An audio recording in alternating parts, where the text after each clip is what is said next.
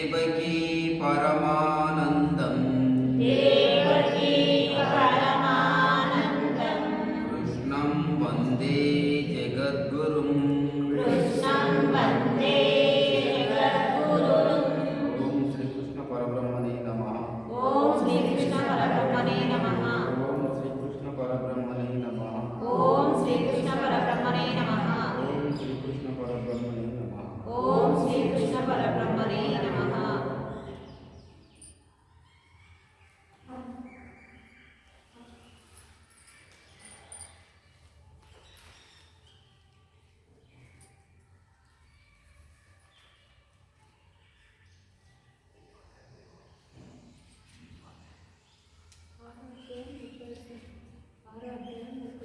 ఆరవ అధ్యాయము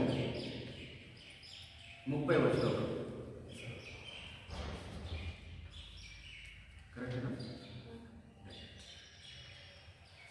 యో మాం పశ్యతి సర్వత్రా యో మాం పశ్యతి సర్వత్రా సర్వం చ మయి పశ్యతి సర్వం చ మయి పశ్యతి తస్యాహం న ప్రణశ్యామి తస్యాహం న ప్రణశ్యామి సచమేవ న ప్రణశ్యతి సచమే న ప్రణశ్యతి యో మాం పశ్యతి సర్వత్రా యో మాం పశ్యతి సర్వత్రా సర్వం చ మయి పశ్యతి సర్వం చ మయి పశ్యతి తస్యాహం న ప్రణశ్యామి తస్యాహం న ప్రణశ్యామి సచమే న ప్రణశ్యతి సచమే న ప్రణశ్యతి యః సర్వత్ర మాం పశ్యతి, ఎవడు సర్వభూతాలలో నన్ను చూస్తాడో,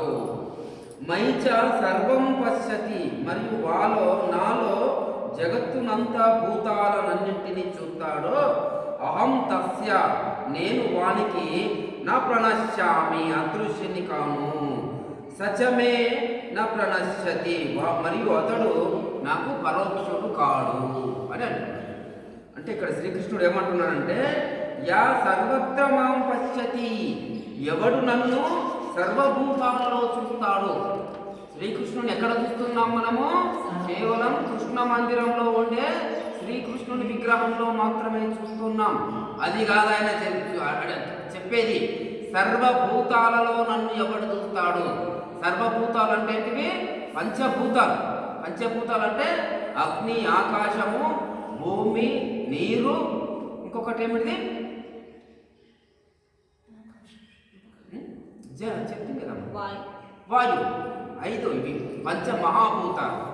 ఈ పంచమహాభూతాలన్నింటి లోపల కూడా ఎవరైతే వాటినన్నింటిని నా స్వరూపంగా భావిస్తారో అటువంటి వారు, అదేవిధంగా మైచ సర్వం పశ్యతి, మరియు నాలో జగత్తునంతా భూతాలనన్నింటిని చూస్తారో, అంటే శ్రీకృష్ణుని లోపల ఈ జగత్తునంతా భూతాలనన్నింటిని ఎవరైతే చూస్తారో అటువంటి వానికి నేను అదృశ్యుణ్ణి కాను.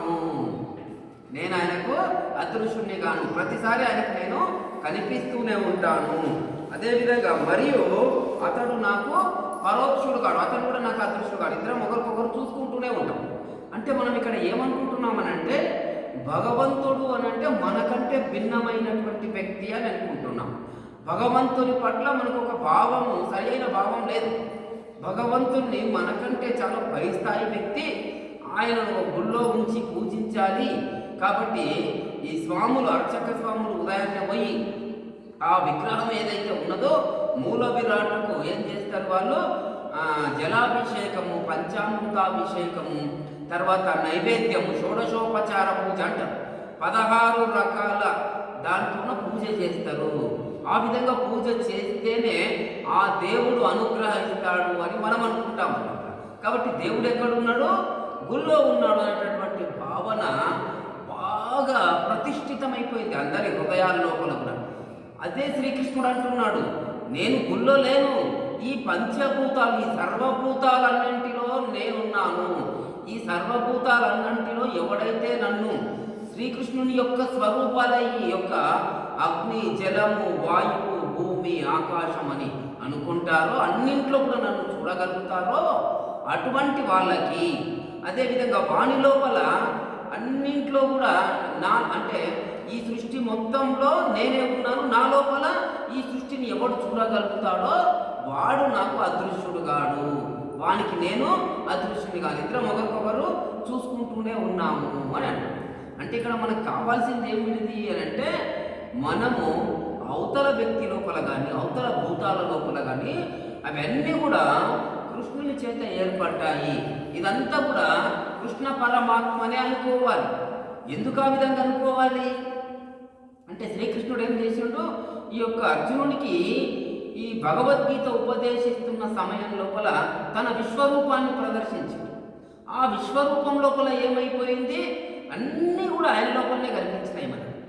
అంటే చెట్లు, చేమలు, తర్వాత నదులు, అన్ని రకాల మృగాలు, తర్వాత భూమి, ఆకాశము, వాయువు అన్నీ కూడా సనక సనందనాలు, సప్త మహర్షులు, చంద్రుడు, సూర్యుడు, భూమి అన్నీ అందులోపల ఆయన లోపల కనిపించినాయి. అని అంటే ఈ విశ్వాన్నే మొత్తం ఒక అవయవంగా మార్చుకొని ఆయన తన యొక్క విశ్వరూపాన్ని ప్రదర్శించడం జరిగింది. కాబట్టి విశ్వమంతా కూడా వ్యాప్తమై ఉన్నటువంటి పరబ్రహ్మ స్వరూపమే శ్రీకృష్ణుడు అనేటటువంటిది మనం చూడగలగాలి. అయితే ఆయనను సృష్టి అంతా కూడా ఆయనలోనే సృష్టిని అంతా కూడా ఎవడైతే చూడగలుగుతాడో అటువంటి వాడు నాకు అదృశ్యుడు కాదు, ఆయన నేను చూస్తుంటా, నాకు ఆయన చూస్తుంటాడు అని అంటున్నాడు. కాబట్టి మనకేమనిపిస్తుంది, మామూలుగా ఆ పచ్చని తివాచి లాంటి గడ్డి ఉన్నది, ఇక్కడ అన్ని పచ్చని చెట్లు ఉన్నాయి, ఆ చెట్లను చూస్తే ఇది మామూలు చెట్టు అనుకుంటారు. అవన్నీ మామూలు చెట్లు కావు. ఎందుకు కావు అని అంటే, మీరు చూడండి, ప్రతి చెట్టు ఆకు తెచ్చి పెట్టండి పక్క పక్కనే, అన్ని పచ్చగా ఉంటాయి, కానీ ఏ ఆకు ఒకదానికొకటి సేమ్ కలర్లో ఉండవు. ఎన్ని చెట్లు ఉన్నాయి ప్రకృతిలో, అన్ని పచ్చగా ఉన్నాయి చెట్లన్నీ, అన్ని ఆకులు తెంపుకరండి, ఒక ఆకు పక్కన ఇంకొక ఆకు పెట్టండి, అన్ని పచ్చగా ఉంటాయి, కానీ సేమ్ ఒకదానికొకటి కలిసిపోయే పచ్చదనం ఏ దానికి ఉండదు. ఆ పచ్చదనంలోనే కొద్దిగా వేరియేషన్ ఉంటుంది, ఆ పచ్చదనంలోనే కొద్దిగా వైవిధ్యం అనేటటువంటిది ఉంటుంది. ఈ వైవిధ్యాన్ని, ఈ పచ్చదనంలో ఇంత వైవిధ్యాన్ని సృష్టించడం ఎవరికి సాధ్యం? మళ్ళీ ఒక్కసారి మనం ఆలోచన చేయగలిగితే అది కేవలము పరమాత్మకే సాధ్యం. కాబట్టి అదంతా కూడా పరమాత్మ యొక్క స్వరూపం అని మనకు అనిపిస్తుంది. ఈ సృష్టి మొత్తం కూడా అద్భుతంగా ఉన్నది. మనకు ఈ సృష్టి అద్భుతంగా చూసే దృష్టి లేదు కాబట్టి మనం దీన్ని అద్భుతం అనుకోవడం లేదు. ఈ సృష్టి మొత్తం కూడా పరమాత్మ స్వరూపమే, కానీ దీన్ని మనం పరమాత్మ స్వరూపంగా చూడడం లేదు కాబట్టి ఇది పరమాత్మ స్వరూపం కాదని అనుకుంటాం. మేము చిన్నగా ఉన్నప్పుడు ఏమవుతుండేనంటే, కేవలం రేడియో మాత్రమే ఉంటుంది ఆ కాలంలో. ఆ రేడియోని స్టార్ట్ చేస్తే అందులో పాటలు అవన్నీ వస్తుండే, చిన్న చిన్న నాటికలు అవన్నీ కూడా. అందులో మేమేమనుకుంటున్నాం, చిన్న మనుషులు ఉంటారేమో లోపల ఉండి వాళ్ళు మాట్లాడతారేమో అనుకునేదండి. చాలా చిన్న వయసు, 7-8 సంవత్సరాలు 10 సంవత్సరాలు. అయితే రేడియో ఉండడమే అప్పటికి చాలా గొప్ప విషయం అన్నట్లు. ఈ పెళ్ళిళ్ళకు దాంట్లోకి పోతే అమ్మాయిని పెళ్లి చేసుకున్నామంటే నాకు రేడియో కావాలి, గడియారం కావాలి, సైకిల్ కావాలని డిమాండ్ చేసేది అన్నట్టు. అంటే సైకిల్ ఎవరి దగ్గర ఉన్నామనంటే అప్పుడు కారు ఉన్నట్టు అన్నట్టు. ఆ సైకిలు తర్వాత గడియారం చేతికి, రేడియో ఉంటే అబ్బో వానికి అబ్బా రేడియో ఉంది, గడియారం ఉంది అని అనుకునేవాళ్ళం. అయితే ఈ అసలు టీవీ వస్తుందని ఊహించలేదు. మేము 8th క్లాస్ 6th క్లాస్ అట్లా ఉన్నప్పుడు టీవీది ఒక లెసన్ ఉంటే హిందీ లోపల, టెలివిజన్ అని చెప్పి హిందీ లెసను. ఆ దాంట్ లోపల టీవీకి ఒక స్క్రీన్ ఉంటుంది, దానిపైన మొత్తం కనిపిస్తాయి. అనేసరికి అసలు ఎట్లా కనిపిస్తాయి ఒక తెర పైన అనేది అద్భుతం అన్నమాట. ఆ విధంగా ఆ టీవీ కూడా కాలక్రమేణా వచ్చేసింది. ఇప్పుడు కంప్యూటర్లు వచ్చిపోయినాయి, కంప్యూటర్లు పాతరైపోయినాయి, సెల్ ఫోన్స్ వచ్చేసింది. అయితే ఇప్పుడు పుట్టిన పిల్లలకి ఏమనిపిస్తుంది అని అంటే, వాళ్ళు చిన్నప్పటి నుంచి టీవీ చూస్తుంటారు, చిన్నప్పటి నుంచి సెల్ ఫోన్తో ఆడుకుంటారు. కాబట్టి ఇది మామూలు అనుకుంటారు, ఇది అద్భుతంగా అనిపించదు. ఎప్పుడైతే మన ఎదురుగా అది సృష్టించబడుతుందో అప్పుడు అది అద్భుతం అనిపిస్తుంది. ఇవన్నీ మా కళ్ళ ముందు సృష్టించబడ్డాయి కాబట్టి మాకు అద్భుతాలు అనిపిస్తాయి. నేను నిన్న ఇట్లా వస్తున్నా, ఏమైంది ఇక్కడ ఈ ప్రోగ్రామ్ కన్నా వస్తున్నా రాత్రిపూట, ఏమైంది అని అంటే మొత్తం 3-4 బళ్ళు తీసుకుని జాతర ఉన్నదంట, మెతుకు జాతర. అక్కడ పోయిన పబ్లిక్ మెతుకు బండ్ల మీద వస్తున్నారు. బండ్లే లేకుండా అయిపోయినాయి, ఎడ్ల బండ్లు. అవి కనిపిస్తుంటే నాకు అద్భుతంగా అనిపిస్తుంది. అబ్బో, ఎడ్ల బండ్లు కనిపిస్తున్నాయి. నేను 1994లో డిగ్రీ కాలేజీలో లెక్చరర్ ఉన్నప్పుడు డైలీ నారాయణపేటకు వచ్చేది. నా స్కూటీ ఉండే స్కూటర్ మీద వచ్చేది. ఆ టైంలో ఈ పల్లి సీజన్ లోపల దాదాపు 40-50 బండ్లు, ఎడ్ల బండ్లు ఇట్లా వరుసగా వచ్చేటటువంటి పల్లీలు తీసుకొని నారాయణపేట మార్కెట్కి. ఈరోజు 15-20 సంవత్సరాల తర్వాత కళ్ళు పొడుచుకుందామంటే ఒక ఎద్దు బండి దాని మీద రోడ్డు మీద కనిపేది. అన్ని ట్రాక్టర్ల మీద వచ్చేస్తున్నాయి. అంటే అప్పటికిప్పటికి ఎంతటి తేడా అనేటటువంటిది. అయితే ఇప్పుడు మనం ఎడ్ల బండ్లు ఆల్రెడీ చూసినాం కాబట్టి ఇప్పుడు పిల్లలు ఎదురుగా ఎడ్ల బండి వాళ్ళు చూస్తే చిన్నప్పుడు అయ్యో ఎడ్ల బండినా అదే ఇట్లుంటుందా, ఇట్లా ఇది అనేటటువంటి అద్భుతంగా అనిపిస్తుంది. కాబట్టి సృష్టి లోపల మన ఎదురుగా ఏదైతే మనకంటే భిన్నంగా క్రియేట్ అవుతుందో దాన్ని మనం అద్భుతం అనుకుంటాం. మనతో పాటు పుట్టినప్పటి నుండి చూస్తున్న వస్తువులని అద్భుతంగా అనుకోము. ఒకవేళ మనం అద్భుతంగా ఉంటాయి అనేటటువంటి దృష్టితో చూస్తే ప్రతిదీ కూడా అద్భుతమే, ప్రతిదీ కూడా భగవంతుని యొక్క స్వరూపమే. చూడండి మీరు, సృష్టిలో ఎన్నో వస్తువులు ఉన్నాయి. అవన్నిటిని మనం ఎందుకు తినలేకపోతున్నాం? కేవలం వడ్లను మాత్రమే దంచుకొని ఎందుకు తినగలుగుతున్నాం? కేవలం జొన్నలు మాత్రమే వంచుకొని ఎందుకు తినగలుగుతున్నాం? ఒకసారి ఆలోచించండి. ఈ చెట్లకు రకరకాల కాయలు ఉంటాయి. ఆ కాయలన్నీ తీసుకొచ్చి ఉడకబెట్టి మనం తినగలుగుతాం. ఆకులు ఉంటాయి, పాలకూర అనేది తెచ్చి వండుకొని కర్రీ చేసుకొని తింటాము. ఇక్కడ పక్కన ఒక పూల చెట్టు ఉంది, ఆ ఆకును తెచ్చి కర్రీ చేసుకొని ఎందుకు తినము? అంటే భగవంతుడు నీలో ఉండి నీ ఆత్మలో ఏ ఆహార పదార్థాలైతే నీ శరీరానికి మంచివో, ఏవైతే మనం తీసుకొని వాటిని జీర్ణం చేసుకొని వాటి ద్వారా శక్తి లభిస్తుందో అటువంటి ఆహార పదార్థాలే మనం తీసుకుంటాం. వేరే ఆహార పదార్థాలని తీసుకోము. ఇంకొక విషయం చెప్తా. ఇప్పుడు మీరు వచ్చేటప్పుడు ఏం చేస్తారు? కొద్దిగా సెంటు చల్లుకుంటారు. దాని వాసన చూస్తే అబ్బా అనిపిస్తుంది. మన శౌచం వాసన మనకు గలీజ్ అనిపిస్తుంది. ఎంత అద్భుతం చూడండి. ఇదంతా ఎందుకు అట్లా అనిపించాలి? ఒకసారి ఆలోచించండి. అంటే ఆ విధంగా ఎందుకు అది ఈ వాసన అట్లా ఎందుకు అనిపించాలి, ఈ వాసన ఇట్లా ఎందుకు అనిపించాలి, మన ముక్కుకు ఈ రెండు తేడాలు ఎందుకు అనిపించాలి? అంటే ఇదంతా సృష్టి యొక్క భగవంతుని యొక్క నిర్మాణము. ప్రతి దాంట్లో మీరు ఇట్లా ఆలోచిస్తూ పోతే ప్రతి దగ్గర కూడా భగవంతుని యొక్క స్వస్వరూపం కనిపిస్తోంది. మన ఆలోచన విధానం అట్లా లేదు కాబట్టి మనకెక్కడ కూడా భగవంతుడు కనిపించాడు. మన ఆలోచన మారితే మనకు భగవంతుడు కనిపిస్తాడు.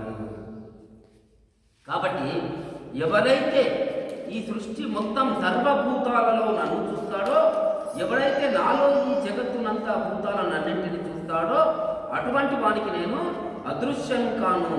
అయితే వాడు నాకు పరోక్షుడు కాడు అని అంటాడు.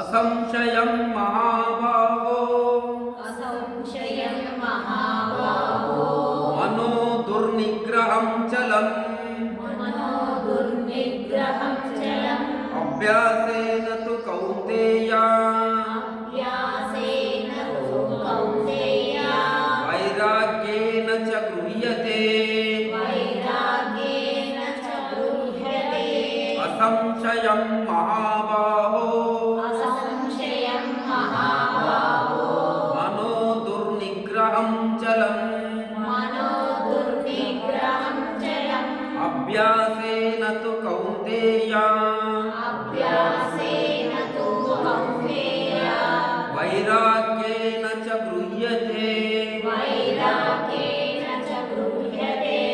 శ్రీ భగవాన్ వాచ, శ్రీకృష్ణుడు పలికెను, మహాబాహో మన దుర్నిగ్రహం. మహావీర, ఓ అర్జున, మనసు దుర్నిరోధం, నిగ్రహింపడం కష్టము. చలం, చంచలమైనటువంటిది, ఇందులో సందేహము లేదు. తు కౌంతేయ, కాని కుట్టి పుత్ర, అభ్యాసేన వైరాగ్యేన చ గృహ్యతే. అభ్యాసంతో, భోగ వైరాగ్యంతో మనసును నిరోధింపవచ్చును. అంటే ఇది మెడిటేషన్ సెంటర్. ఇక్కడ చాలా మంది వచ్చి ధ్యానం చేస్తుంటారు. ధ్యానం చేయడం అని అంటే ఏమిటిది? మనస్సు రకరకాల ఆలోచనల లోపలికి వెళ్ళకుండా దాన్ని కట్టివేయడం, ఎటువైపు వెళ్ళకుండా ఉంచాలి. ఎటువైపు వెళ్ళకుండా ఉంటే ఏమవుతుందో అది అక్కడనే ఉండాలి స్థిమితంగా. ఎక్కడైతే ఆలోచనలు లేనటువంటి స్థితి ఉంటుందో దాన్ని మనం ధ్యానము అని అంటాం. మనం ఇంకా కళ్ళు మూసుకొని మీరు గంట సేపు కూర్చున్నా కూడా మీ మనస్సు రకరకాలుగా ఆలోచించింది అనుకోండి, మీరు ధ్యానం చేయనట్టే లెక్క. గంట సేపులో కేవలం 5 నిమిషాలు మాత్రమే మీ మనసు ఏకాగ్రమై ఎటువంటి ఆలోచనలు లేకుండా ఉంటే ఆ 5 నిమిషాలే ధ్యానం చేసినట్టు. కాబట్టి ఇక్కడ మనకు కావలసినటువంటిది ఏమిటిది?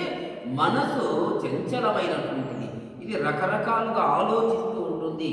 ఈ విధంగా ఈ మనస్సును నిరోధించడం చాలా కష్టమే, శ్రీకృష్ణుడు చెప్పాడు. కాబట్టి అర్జున, దీన్ని నిరోధించడం కష్టము. కాకపోతే దీన్ని ఏ విధంగా నిరోధించవచ్చు? అభ్యాసేన వైరాగ్యేన చ గృహ్యతే. అభ్యాసంతోన వైరాగ్యంతోన దీనిని నిరోధించవచ్చు. అభ్యాసం అంటే ఏం అభ్యాసం చేయాలి అంటే నామస్మరణం. ఏదైనా ఒక భగవంతుడు, మీకు ఇష్టం వచ్చిన భగవంతుని నామాన్ని తీసుకొని నిరంతరం ఆ నామస్మరణ లోపల జరుగుతూ ఉండాలి. ఆ నామస్మరణ జరుగుతుంటే ఏమవుతుంది? ఆ మనస్సుకు ఏమవుతుంది? మేత వేసినట్లయితే దాంట్లో మనసుకి ఏం కావాలి? ఇంద్రియాల ద్వారా ఏదో ఒక విషయాన్ని కోరుతూ ఉంటుంది. అది ప్రతిసారి కూడా ఏదో ఒకటి వ్యాపకం లోపలికి వెళ్ళిపోతుంది. కళ్ళు తెరిచినామనుకోండి, కళ్ళు తెరవగానే ఏ దృశ్యం కనిపిస్తుందో ఆ దృశ్యం తాలూకు ఆలోచిస్తూ ఉంటుంది. కళ్ళు మూసిన దృశ్యం లేదు. దృశ్యం లేనప్పుడు ఏమవుతుంది? గతంలో మనం చేసినటువంటి పనుల తాలూకు జ్ఞాపకాలు వస్తుంటాయి. లేదంటే ఒక పని పట్టుకుని ఉంటారు మీరు, ఆ పనికి సంబంధించి ఫ్యూచర్లో ఏం చేయాలి, ఎట్లా చేయాలి, ఆ ఆలోచనలు వస్తూ ఉంటాయి. కాబట్టి ఈ యొక్క మనస్సు ఏం చేస్తుంది? కళ్ళు మూసిండ్రంటే గతంలో కన్నా వెళ్ళిపోతుంది, లేకుంటే భవిష్యత్తులో కన్నా వెళ్ళిపోతుంది. ఈ గతం భవిష్యత్తును రెండింటిని నిరోధించి పెట్టడము చాలా కష్టం.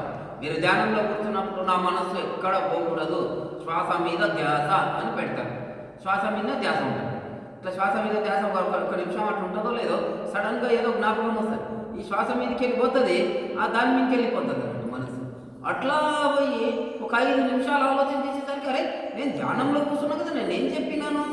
శ్వాస మీద ధ్యాస పెట్టమంటే ఇది ఎక్కడో తీసుకెళ్ళిందని చెప్పి మళ్ళీ శ్వాస మీద పెట్టారు. దాన్ని తీసుకొచ్చి మళ్ళీ కొద్దిసేపు ఉంటుంది శ్వాస మీద ధ్యాస, మళ్ళీ ఏదో జ్ఞాపకం వస్తుంది, మళ్ళీ అక్కడ పోతుంది. కాబట్టి ఈ విధంగా మనస్సును కేవలం శ్వాస మీదనే పెట్టడం అనేటటువంటిది చాలా కష్టము. దాని కొరకు అభ్యాసము, వైరాగ్యంతో మనసును నిగ్రహించవచ్చు. అభ్యాసం అంటే ఏదైనా మంత్ర జపాన్ని తీసుకొని ఆ మంత్రాన్ని పదే పదే ఉచ్చరించడం. వైరాగ్యేనచ, వైరాగ్యం అని అంటే ఏంటిది? ఈ యొక్క ఐహిక పారలౌకిక విషయాల పట్ల వైరాగ్యం అంటే ఇవన్నీ ఉన్నాయి కదా మనకు సంసారం, వీటన్నింటి పట్ల ఒక రకమైన వైరాగ్యం ఉండాలి. ప్రేమ ఉండకూడదు. ప్రేమ ఉంటే మళ్ళీ మళ్ళీ అవి గుర్తుకొస్తాయి. ప్రేమ ఉండాలి, దాంతోపాటు వైరాగ్యం కూడా ఉండాలి. ఎలా ఉండాలి అని అంటే, ఒక వ్యక్తితో నా సంబంధాలు, మీ ఫ్రెండ్ ఉంటాడు, పొద్దున లేవగానే మనకి ఫోన్ చేయాలి. ఏం రా, లేచినావా, పండు తోమినావా, ఛాయ్ తాగినావా, ఇదంతా అవసరమా? కూడా లేస్తాడు, పండు తోముతాడు, ఛాయ్ తాగుతాడు. నీకెందుకు రాదండి? ఆ టైంలో ఉంతో అంత మాట్లాడే బదులు 5 నిమిషాలు ధ్యానం చేసుకోవచ్చు కదా. వీడు పండ్లు తోముతుంటాడు, నేను ఇప్పుడే లేచినా, ఇప్పుడే పండ్లు తోముతున్నా. నువ్వు తోమినావా, ఛాయ్ తాగినావా? ఓ ఇమిడి కదా, అవసరమ్మా? అయిపోయా. వాడు ఛాయ్ తాగుతాడు, వీడు టిఫిన్ చేస్తాడు, వాడు టిఫిన్ ఏడగలుగుతాం, వీడు చెప్పులగలుగుతాం. సరే ఇద్దరు కలుస్తారు, ఎక్కడో పోతారు, ఏమో మాట్లాడతారు, మధ్యాహ్నం తింటారు, మళ్ళీ వస్తారు, రాత్రి మళ్ళీ అయితే ఉంటుంది. ఇక అట్లా అంటే దీని విషయంలో అది అంత అత్యవసరం కాదు మాట్లాడేది. ఖచ్చితంగా అది పని ఉంది మనకు అని అంటే ఫోన్ చేసి మాట్లాడవచ్చు. ఆ విధంగా అనవసరమైన విషయాల లోపల మనసును పెట్టకూడదు. ఈరోజు ఏం తిందాం, ఎక్కడ పోదాం, ఇవన్నీ అడగదు. అంటే ఏదో ఒకటి తింటాం, ఏం తినాలనడానికి అంతగానో ఫోన్లు చేసేది అవసరం, అడిగేది అవసరం లేదు. అయితే మధ్యాహ్నం అమ్మగారికి చెప్తారు, అమ్మ నేను స్కూల్ నుంచి లేకపోతే కాలేజీ నుండి రాగానే నాకు మంచిగా ఎగ్ బిర్యానీ చేసి పెట్టని చెప్పి.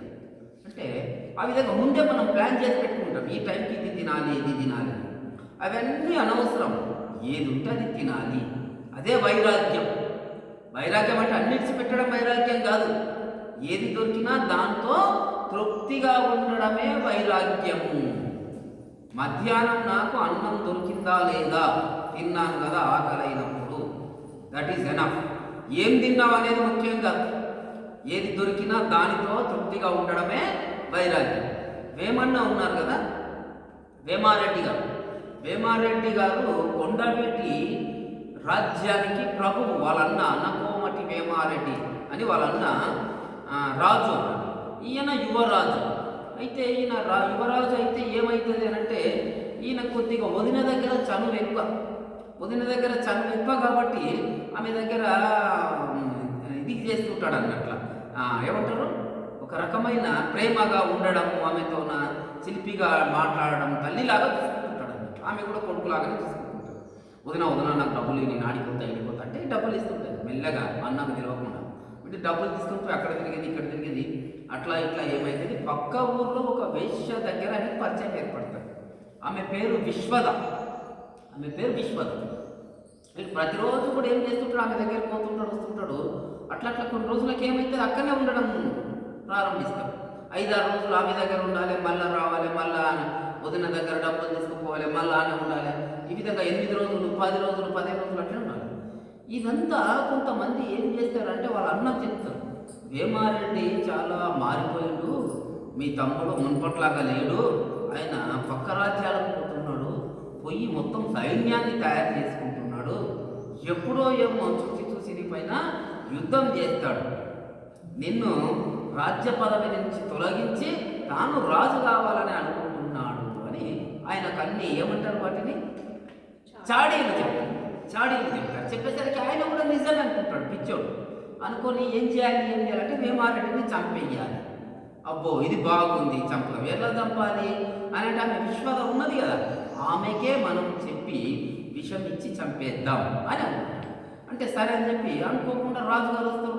ఆమె పరిచయం అవుతుంది రాజు వస్తే. ఇక ఏం చేయాలి స్వామి నేను అని అంటే, ఏం లేదు మా తమ్ముడు వస్తాడు కదా వానికి విషం ఇచ్చి చంపేయని చెప్పాడు. అయ్యో పాపం ఎందుకు అట్లా చేయాలి అని అంటే, అవన్నీ నాకు సంబంధం లేదు, నువ్వు చెప్పింది లేకపోతే నిన్ను చంపేస్తాడు. రాజులది అలాగే ఉంటుంది. సరే అని చెప్పి ఆమె ఒప్పుకుంటుంది. ఇంకా వేమారెడ్డి వచ్చిన తర్వాత ఇక ఆయన దగ్గర చాలా ప్రేమగా ఉంటుంది. ప్రేమగా మాట్లాడి ఒక పాయసం చేసి ఉంటుంది. మీ కొరకు నేను చాలా ప్రేమతో ఈ పాయసం చేసిన తాగండి అంటే తాగేస్తారు. అందులో విషం కలిగి ఉంటుంది. ఆ విషం కలిగిన పాయసం తాగి ఒక 5-10 నిమిషాలకి కింద పడిపోతాడు. కింద పడిన తర్వాత ఈయన చనిపోయాడు అని చెప్పి తీసుకుపోయి అడవిలో పడేసి వస్తాడు. గుర్రం పైన తీసుకు అడవిలో పడేసి వస్తారు. సాయంత్రం పూట అక్కడ అయిపోతాడు ఆయన. తెల్లగా అయిన మీనికి ఏమవుతుందంటే, వీళ్ళ ఆస్థాన కంసాలి ఉంటాడు అభిరామి. ఆయన ఏం చేస్తాడనంటే, అడవిలో ఉండి పరుషవేది విద్య కొరకు ప్రయత్నం చేస్తుంటాడు. పరుషవేది అంటే ఏమిటిది, ఈ చెట్ల పసర్లతోన బంగారాన్ని తయారు చేయడం. అయితే అన్ని చెట్లన్నీ తీసుకురావడం, ఆ రసాలు విండడము, ఒకదాంతో ఒకటి కలపడము, మంట పెట్టడం, అవన్నీ చేస్తూ ఉంటాడు అన్నట్టు బంగారాన్ని తయారు చేయడం. అయితే ఆయన ఇట్లా వస్తుంటే ఈయన ఇట్లా పడి ఉంటాడు అన్నట్టు. పడితే ఏమైతే ఎవరో పడ్డారు అని చూస్తే ఈ వేమారెడ్డి ఉంటాడు. ఇంకా ఈయన ఇట్లా బట్టి చూస్తే దొబ్బితే మొత్తం పెయ్యంతా ఒళ్ళు కాలుతుంటుంది, జ్వరం వచ్చి ఉంటుంది, బాగా దీంట్లో మూలుగుతూ ఉంటాడు అన్నట్టు. అయితే రాత్రంతా వర్షం పడింది. ఆ వర్షంలో తడిస్తే విషం పనిచేయదండి. అయితే విషం పెట్టిండ్రు కానీ రాత్రంతా వర్షంలో పడడం వల్ల పడుకోవడం వల్ల విషం పనిచేయలేదు. అదే చూస్తే అయ్యో మా వేమారెడ్డి కదా అని చెప్పి ఆయన తన భుజాలపైన ఎత్తుకొని ఆయన ఉండే గుహలోకి తీసుకెళ్ళి, ఆయనకంతా ఆయనకు ఆయుర్వేదిక తెలుసు కాబట్టి ఆ చెట్ల పాత్రలో అవి వేసేసి ఆయనను కొద్దిగా బాగా చేస్తాడు. 8-10 రోజుల్లో మంచిగా లేచి కూర్చుంటాడు మన వేమారెడ్డి. లేచి కూర్చున్న తర్వాత ఏమైంది ప్రభు ఇక్కడ వచ్చినావు అని అంటాడు. ఇక జరిగిన విషయం అంతా ఇట్లా చెప్తాడు. ఓహో అలాగైందా, సరేలే వెళ్ళండి రాజ్యానికి. అట్టిగా నేను రాజ్యానికి వెళ్ళను, నా పైన ఇంత కుట్ర చేసిన తర్వాత అన్నయ్య నేను వెళ్ళాను అంటాడు. మరి ఏం చేద్దామంటే ఇక్కడ నీ దగ్గర ఉంటాను. సరే ఇన్నే ఉండి ఇద్దరం కలిసి పరుషవేదితో బంగారం తయారు చేసి బంగారం మొత్తం తయారు చేసుకుని అప్పుడు మీ అన్న మీద యుద్ధం ప్రకటించి మనం ఇది చేద్దాం, సైన్యం తీసుకుందామంట. సరే అంతే అంటే ఇక తర్వాత ఇక ఇద్దరు ఆ బంగారం పనులు చేస్తుంటారు. ఇద్దరు కలిసిపోవడం రావడం. ఈయనకు కూడా వేమారెడ్డికి చెట్లపైన కొంత అవగాహన వస్తుంది. చెట్లపైన అవగాహన వచ్చిన తర్వాత ఆయన ఏం చేస్తాడు, అభిరామయ్య ఒక రోజు వేమారెడ్డి ఈ చెట్టుకి ఇవి తీసుకురాపో అని చెప్తాను. సరే నేను వచ్చేసి ఆ చెట్లను నింకడానికి వెతుకుతూ వస్తూ అట్లే చాలా దూరం వచ్చేస్తాడు. ఒక గుట్టలాగా ఉంటుంది, ఆ గుట్ట పైకి ఎక్కుతాడు. అక్కడ ఒక గుహ ఉంటుంది. ఆ గుహలో ఏముందని ఇట్లా తొంగి చూస్తే లోపల ఒక సత్పురుషుడు కూర్చుని ఉంటాడు ధ్యానంలో. వేమారెడ్డి లోపలికి రా అంటాడు. అరే నా పేరు నీకు ఎట్లా తెలుసు అని నేను భయపడి అక్కడనే పారిపోతున్నాడు. వేమారెడ్డి నిన్నే పిలిచేది, నీ కొలకే కూర్చున్నాను నేను ఇక్కడ, లోపలికి రాను అనేసరికి ఇక లోపలికి వెళ్తాడు. ఇక ఎవరో ఈయన మహానుభావులు ఉన్నాడని ఆయన పాదాలు పట్టుకొని మొక్కుతాడు. మొక్కిన తర్వాత అప్పుడు ఏమవుతుంది అని అంటే, వేమారెడ్డికి నీవు వేదాల్లో ఉండేటటువంటి సూక్ష్మ జ్ఞానం ఏదైతే ఉన్నదో దీన్ని పామరులు అర్థం చేసుకునే పరిస్థితిలో లేరు. వాళ్ళకంతా కూడా ఈ వేద జ్ఞానాన్ని అందించడానికే నీకు ఈ జన్మ లభించింది, నువ్వు ఓ పని చేయాలంటావు. నేను చెప్తే ఎవరింటారు స్వామి, నేను వేశ్యాలో నుండి ఆ స్త్రీ ఎంబడ ఈ స్త్రీ ఎంబడ తిరిగిన, ఈడొచ్చి చెప్తే మేము వినాలని అంటారు పబ్లిక్ అని అంటాడు ప్రజలు. అని అంటే అదేం కాదు, నేను చెప్తున్నా కదా చెయ్యి అని చెప్పి ఆయన యొక్క మస్తిష్కం మీద చెయ్యి పెట్టి శక్తిపాదం చేసేస్తాడు. ఆ తర్వాత ఆయనకు విపరీతమైన శక్తి వచ్చేస్తుంది, ఆయన లోపల ఒక మార్పు వచ్చేస్తుంది. ఆంటీ బయటికి వచ్చి చూస్తే ప్రకృతి అంతా అప్పుడే వర్షం పడి మంచిగా స్నానం చేయించినట్టుంటుంది. ప్రకృతి పచ్చని చెట్లు అవన్నీ చూసి చాలా ఆనందానికి లోనవుతాడు. ఆ నిర్మల్లో నాట్యం చేస్తుంటాయి, జింక పిల్లలు ఊరుకుతుంటాయి, కుందేలు పిల్లలు ఊరుకుతుంటాయి. ఈ ప్రకృతి అంతా కూడా ఎటువంటి బట్టలు ధరించకుండా ఇంత సౌందర్యంగా ఉన్నది కదా, నేనెందుకు నా యొక్క దేహ సౌందర్యాన్ని బట్టలు కప్పుకొని బయటికి ప్రదర్శించకుండా ఉండాలని మొత్తం అన్ని తీసేస్తాడు. మొత్తం అన్ని తీసి నగ్నంగా అక్కడ కూర్చుంటాడు. ఒక తోవలో కూర్చుంటాడు, పిచ్చోళ్ళలాగా కూర్చుంటాడు. కూర్చుంటే ఈయన ఇంకా రాలేదని అభిరామయ్య వస్తాడు. అభిరామయ్య వస్తే అక్కడ చూసి నన్ను ఇక గుర్తుపట్టాడు అన్నట్టు. మొత్తం బట్టలు లేకుంటాయి కాబట్టి ఎవరు అనుకొని పిచ్చోడా ఇక్కడ మా కొండవీటి ప్రభువులు వేమారెడ్డి గారు కనిపించారా అంటాడు. అంటే ఏ వేమారెడ్డి, ఎవరు కనిపించలేదు అంటాడు. ఇట్లా సైగ చేస్తాడు ఏమనుకున్నా. ఆయన దగ్గరికి వచ్చి చూస్తే అయ్యో వేమారెడ్డి ఏమైంది నీకు ఇట్లయినా అని చెప్పి అంగవస్త్రం అంటే ఇట్లా మీద చల్లేసుకుంటారు కదా, దాన్ని తీసి ఆయన యొక్క దీనిపైన వేసేస్తాడు. పుట్టుపత్తేలు ఉంటాడు కాబట్టి దానిపైన జననాంగం పైన వేసేస్తాడు కనిపించకూడదు. అది తీసి అక్కడ పడేస్తాడు. ఏమైంది నీకు ఇట్లా చేస్తున్నావు, ఎవరు నువ్వు అంటాడు. ఫస్ట్ ఎవరు నువ్వు అని అంటే ఆయన ఏమంటాడు, మొదటి పద్యం ఊరు కొండ వీడు ఉనికి పశ్చిమ వీధి మూగ చింతపల్లె మొదటి ఇల్లు ఎడ్డెరెడ్డి కులం అది ఏమని తెలుగు విశ్వదాభిరామ వినురవేమ. మొట్టమొదటి పద్యం ఇది చెప్తాడు. చెప్పేసరికి అయ్యో వేమారెడ్డి ఏమైంది నీకు ఇట్లయినా అని చెప్పి అంగాస్త్రం తీసి ఆయన పైన వేసిన తర్వాత దాన్ని తీసి అక్కడ పడేస్తాడు. ఏమి గొంచు వచ్చే నరుడేమి గొంపోవు పుట్టువేల తా చెట్టువేల ధనమేగు నెచ్చటికి తానేగు నెచ్చటికి విశ్వదాభిరామ వినరవేమ. అయ్యో ఏమయ్యానంటే ఇప్పుడు వాళ్ళు బంగారం తయారు చేయాలనుకున్నారు, మనం బంగారం తయారు చేయాలనుకున్నాం, నీకేమి ఇట్లా తయారైన అంటే అప్పుడు అంటున్నాను అట్లా ఏమి గొంచు వచ్చే నరుడేమి గొంపు. మనిషి పుట్టేటప్పుడు ఏం తీసుకొని వచ్చిండు, నరుడు ఏమి గొంపోవు, పోయేటప్పుడు చనిపోయేటప్పుడు ఏం తీసుకెళ్తాడు, ధనమేగు నెచ్చటికి నీవు సంపాదించిన ధనం ఎక్కడికి పోతుంది, తానేగు నెచ్చటికి నీవు చనిపోయిన తర్వాత నీవెక్కడ పోతావు, నీవు సంపాదించిన ధనం ఎక్కడ పోతుంది, నీవెక్కడ పోతావు, విశ్వదాభిరామ వినరవేమ అనేసరికి అయ్యో ఇంత ఇదైపోయింది, మరి మనం బంగారం ఎట్లా తయారు చేయాలి, బంగారం తయారు చేయాల్సిన అవసరమే లేదంటాడు. ఎందుకు అంటాడు, పుచ్చకాయలు లేవా అవన్నీ బంగారమే అంటాడు వేమన్. పుచ్చకాయలు ఉంటాయి, అవి ఎట్లుంటాయంటే మన కలింగడు పండులాగా ఉంటాయి, చిన్న చిన్నగా ఉంటాయి, ఇంత బాల్ సైజు ఉంటాయి, అవన్నీ పెద్ద ఇంత ఉంటాయి అంటాడు. అదంతా బంగారం అంటాడు. ఇది బంగారం పిచ్చెక్కింది వేమారెడ్డి నీకు, అవి పుచ్చకాయలు అంటాడు. చూడు నువ్వు ఒకసారి అంటే పోయి పట్టుకునేసరికి ఇంత మొత్తం బంగారంగా మారిపోతుంది. అమ్మో వేమారెడ్డి మామూలుగా లేడు అని చెప్పి ఆయన కాళ్ళ మీద పడి అభిరాముడు ఏమంటాడు, స్వామి మీరు మా వేమారెడ్డి ప్రభువులు అనుకున్నా, మీ లోపల చాలా ఆధ్యాత్మిక చైతన్యం వచ్చేసింది, నన్ను నీ శిష్యునిగా స్వీకరించమంటాడు అని ఇక ఇద్దరు బంగారం తయారు చేసి వదిలేసి ఊరు తిరుగుకుంటా వేమన పద్యాలు చెప్పుకుంటూ వస్తారు. అప్పుడు ఏమైతుంది, వీళ్ళ కొండవీటి రాజ్యాన్ని బహమనీ సుల్తానులు వచ్చేసి ఆక్రమించుకుంటారు. వీళ్ళ ఆస్థానంలోనే కవి ఎవరంటే శ్రీనాథ మహాకవి. శ్రీనాథుడు పెద్ద కవి అన్నట్లే. ఆయన అక్కడి నుంచి ఈ హంపి విజయనగరానికి వచ్చింది. హంపి విజయనగరం లోపల శ్రీకృష్ణదేవరాయల యొక్క ఆస్థానంలో డిండిమ భట్టు అనే కవిని ఓడించినటువంటి వ్యక్తి శ్రీనాథుడు. శ్రీనాథుని యొక్క బావనే పోతన తెలుగు లోపల భాగవతాన్ని రచించింది. అయితే ఇక్కడ ఏమైంది, శ్రీనాథుని పైసలు కట్టలేదని ఒక పెద్ద రాతి గుండు పెట్టించి తీసుకొని పోతుంటారు సుల్తానులు, ముస్లిం సైనికులు. అప్పుడు ఈయన ఏం చేస్తాడనంటే ఆ రోజు తినడానికి ఏం దొరకాయి. ఏం దొరకకపోతే అభిరాముడు ఏం చేస్తాడు, ఎక్కడ పోయినా ఏం దొరకలేదని ఈ బ్రహ్మజములు ఉంటాయి కదా, పాము పాడిగంట, ఆ పండు తీసుకొస్తాడు. పండు తీసుకొచ్చి వాటి ముండ్లన్నీ తీసుకొచ్చి కొద్దిగా ఉప్పు పెట్టుకొని తింటాడు. ఏడుస్తాడు అభిరాముడు, నీవు గొప్ప మహాప్రభువువి, బంగారు పల్లారం లోపల పంచభక్ష పరమాన్నాలు తినాల్సిన వ్యక్తివి, ఈరోజు తిండి లేక ఈ ఏమి బ్రహ్మజముడు పండ్లు దొరికినాయి కదా అంటే వేమని అంటాడు, ఈ పూటకి ఇవి దొరకడమే అమృతంతో సమానం, ఇవి దొరకకపోతే ఏం చేస్తుంటివి. కాబట్టి భగవంతుడు మనకి పంచభక్ష పరమాన్నాలను ఇచ్చిండు, ఇవే మనకు పంచభక్ష పరమాన్నాలు అని వాటిని తింటాడు. కాబట్టి ఇక్కడ వేమన రాజుగా ఉన్నప్పుడు బంగారు పల్లెరంలో పంచభక్ష పరమాన్నాలు తిన్నప్పుడు ఎంత ఆనందంగా తిన్నాడో, బ్రహ్మజముడు పండ్లను కూడా అంతే ఆనందంగా తిన్నాడు. ఇది వైరాగ్యం అంటే.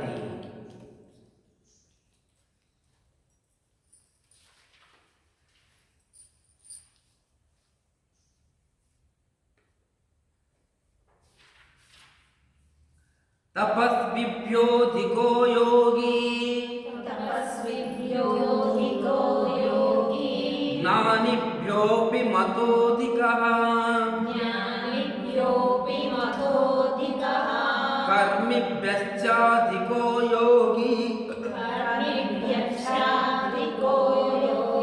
తస్మాద్యోగి భవార్జున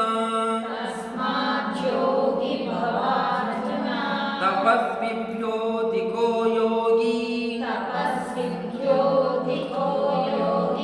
జ్ఞానిభ్యోపి మతోధికః కర్మిభ్యశ్చాధికో యోగి తస్మాద్యోగి భవార్జున. యోగి తపస్విభ్యః అధికః, ధ్యాననిష్ఠుడు తత్వజ్ఞాని కృత్య చాంద్రాయణాది తపస్సు ఉనర్చే వారి కంటే కూడా శ్రేష్ఠుడు. అంటే ఎవరైతే యోగి ఉన్నాడో, ఎవరైతే ధ్యానం చేస్తారో అటువంటి ధ్యాననిష్ఠుడు, ధ్యానం చేసేటటువంటి యోగి, తత్వజ్ఞాని, ఏదైనా ఒక తత్వం గురించినటువంటి జ్ఞానాన్ని కలిగి ఉండేటటువంటి వాడు ఎవరికంటే శ్రేష్ఠుడు? కృత్య చాంద్రాయణాది తపస్సు నచ్చే వారి కంటే శ్రేష్ఠుడు. చాంద్రాయణాది వ్రతం అంటే ఏమిటిది? చాంద్రాయణాది వ్రతం అని అంటే ఏమవుతుందనంటే పూర్ణిమకు చంద్రుడు పూర్తిగా ఉదయిస్తాడు. ఆ తర్వాత మెల్లిమెల్లిగా చంద్రుని యొక్క సైజు క్షీణిస్తూ వస్తుంది. ఈ చంద్రుని సైజు ఆకారము క్షీణించడాన్ని, చంద్రుని సైజు పెరగడాన్ని ఏమంటారంటే చంద్రకళలు అని అంటారు. ఏమంటారు? చంద్రకళలు. అందుకే అమ్మవార్లకు అందరికీ చంద్రకళ అని పేరు పెట్టుకుంటారు. అంటే ఆ చంద్రకళలు ఏ విధంగా అయితే పూర్ణిమ రోజు ఫుల్ మూన్ వచ్చేస్తుంది, ఫుల్ చంద్రుడు వస్తున్నాడు సంపూర్ణంగా, ఆ రోజు ఏం చేయాలి? 15 ముద్దల అన్నం తినాలి. 15 ముద్దల అన్నం ఒక పూట మాత్రమే తినాలి. అది చాంద్రాయణం.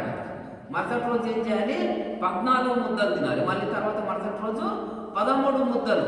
ఈ విధంగా అమావాస్యకు ముందు వచ్చేసరికి ఏమవుతుంది? 1 ముద్ద. అమావాస్య రోజు 0, మళ్ళీ అమావాస్య తర్వాత 1 ముద్ద, మళ్ళీ ఆ విధంగా మళ్ళీ స్టార్ట్ అవుతుంది. ఈ విధంగా భగవంతుణ్ణి ఎవరైతే పూజిస్తారో అటువంటి వాళ్ళు చాంద్రాయణ వ్రతాన్ని చేస్తున్నట్టు లెక్క. అంటే ఆ చాంద్రాయణ వ్రతం ద్వారా భగవంతుని పూజించేది కూడా చాలా తుచ్చమైనటువంటిది. ఎవరి ముందు? ఎవరైతే ధ్యానం చేస్తారో, ఎవరైతే తత్వజ్ఞానో వాళ్ళ ముందు ఇవి చాలా తుచ్చమైనటువంటివి అని అంటాడు.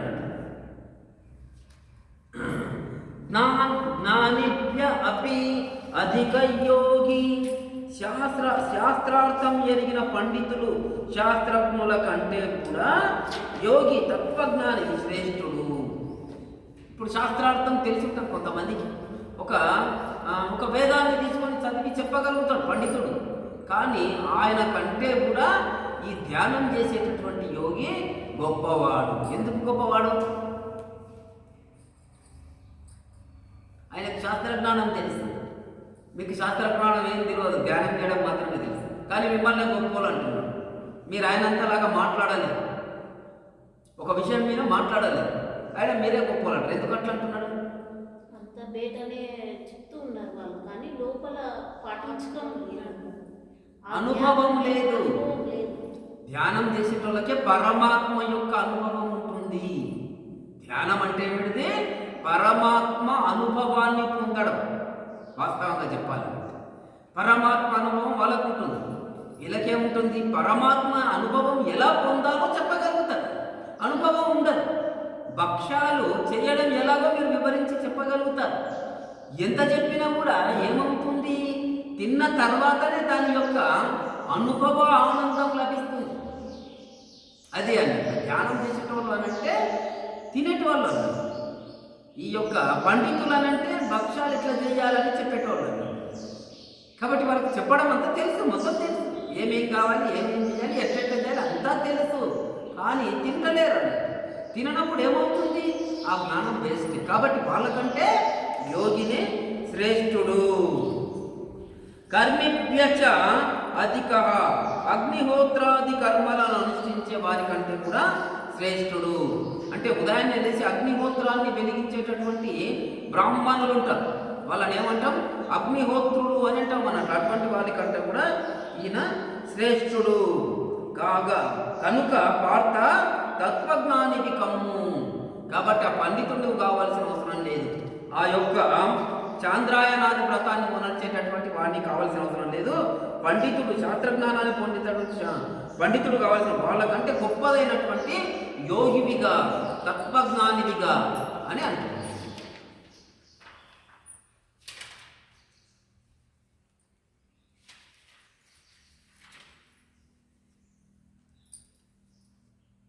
మనుష్యానాం సహస్రేషు కచ్చిద్యతతి సిద్ధయే యతతామాపి సిద్ధానాం కశ్చిన్మాం వేత్తి తత్వతః. మనుష్యానాం సహస్రేషు కశ్చిద్యతతి సిద్ధయే యతతామాపి సిద్ధానాం కశ్చిన్మాం వేత్తి తత్వతః. మనుష్యానాం సహస్రేషు అంటే చాలా మంది వేల జనులలో కశ్చిత్ ఒకానొకడు సిద్ధయే యతతి ఆత్మజ్ఞానం కొరకు ప్రయత్నిస్తాడు. చాలా మంది మనుషుల లోపల వేల మంది